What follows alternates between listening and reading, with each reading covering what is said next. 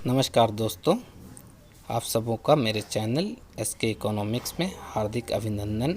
मैं संजीव कुमार आज आपके समक्ष क्लास 12 के माइक्रो इकोनॉमिक्स के एक महत्वपूर्ण टॉपिक आर्थिक समस्या एवं अर्थव्यवस्था की केंद्रीय समस्याओं पर चर्चा करूंगा। उम्मीद है आपको आज का वीडियो पसंद आएगा। यदि आपको आज का वीडियो पसंद आता है तो आप मेरे चैनल को लाइक एवं सब्सक्राइब अवश्य करें। तो चलिए शुरू करते हैं आज का टॉपिक, आर्थिक समस्या एवं अर्थव्यवस्था की केंद्रीय समस्याएं। आर्थिक समस्या। मनुष्य की आवश्यकताएं अनंत हैं और उन आवश्यकताओं को पूर्ति करने के साधन सीमित। मनुष्य इन सीमित साधनों से किस प्रकार असीमित आवश्यकताओं को चुने जिससे वह अधिक से अधिक संतुष्ट हो सके, यह चुनने की समस्या ही आर्थिक समस्या कहलाती है। आर्थिक समस्या के उत्पन्न होने के कारण। किसी भी अर्थव्यवस्था में आर्थिक समस्या उत्पन्न होने के पीछे मुख्य रूप से 3 कारण होते हैं। पहला, मनुष्य की आवश्यकताएं असीमित हैं। यहाँ असीमित आवश्यकताओं का अर्थ एक ही समय में मनुष्य के पास उपलब्ध अनेक आवश्यकताओं के होने से है। दूसरा, उन आवश्यकताओं को पूर्ति करने के साधन सीमित हैं। सीमित साधन का अर्थ यहाँ पर सीमित मात्रा में धन की उपलब्धता से लिया जा सकता है। तीसरा, साधनों का वैकल्पिक प्रयोग किया जा सकता है, अर्थात जो हमारे पास उपलब्ध धन है उसका एक ही समय में एक से अनेक आवश्यकताओं को पूर्ति करने के लिए प्रयोग किया जा सकता है।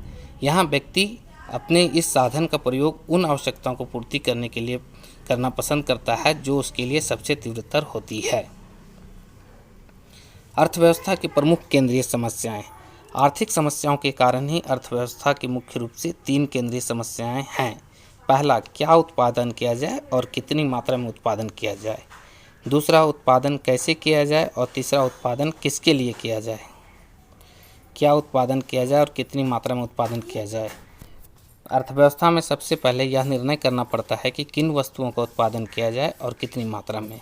यदि एक प्रकार की वस्तुओं का उत्पादन अधिक किया जाएगा तो अर्थव्यवस्था में दूसरी वस्तुओं का उत्पादन कम हो सकता है तथा ठीक इसके विपरीत की परिस्थिति भी लागू हो सकती है। एक अर्थव्यवस्था को यह निर्धारित करना पड़ता है कि वह खाद्य पदार्थों का उत्पादन करे या मशीनों का, शिक्षा या स्वास्थ्य पर खर्च करे या युद्ध सामग्री पर, उपभोक्ता वस्तुएं बनाए या पूंजीगत वस्तुएं। निर्णायक सिद्धांत यह कहता है कि ऐसी वस्तुओं का उत्पादन किया जाए कि अधिकतम सामाजिक कल्याण हो। दूसरा, उत्पादन कैसे किया जाए। यह मुख्य रूप से उत्पादन में तकनीकों के प्रयोग से है। उत्पादन करने के लिए 2 तकनीकों का सहारा लिया जा सकता है।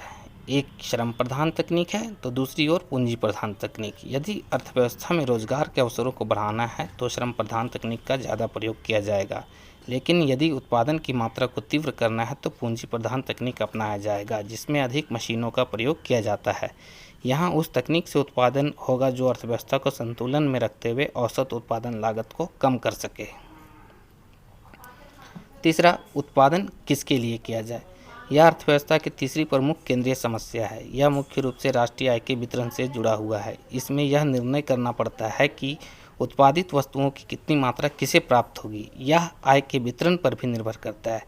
यदि आय समान रूप से विभाजित होगी तो निर्णायक सिद्धांत यह बताता है कि आय का विभाजन इस प्रकार हो कि कम से कम असमानता उत्पन्न हो जिससे अर्थव्यवस्था में अधिकतम कल्याण की प्राप्ति हो सके। तो ये तीनों समस्याएं ही अर्थव्यवस्था की प्रमुख समस्याएं हैं। आप इसे बढ़िया से तैयार कर लें क्योंकि एग्जामिनेशन में अक्सर इससे 3 या 6 नंबर के प्रश्न पूछे जाते हैं।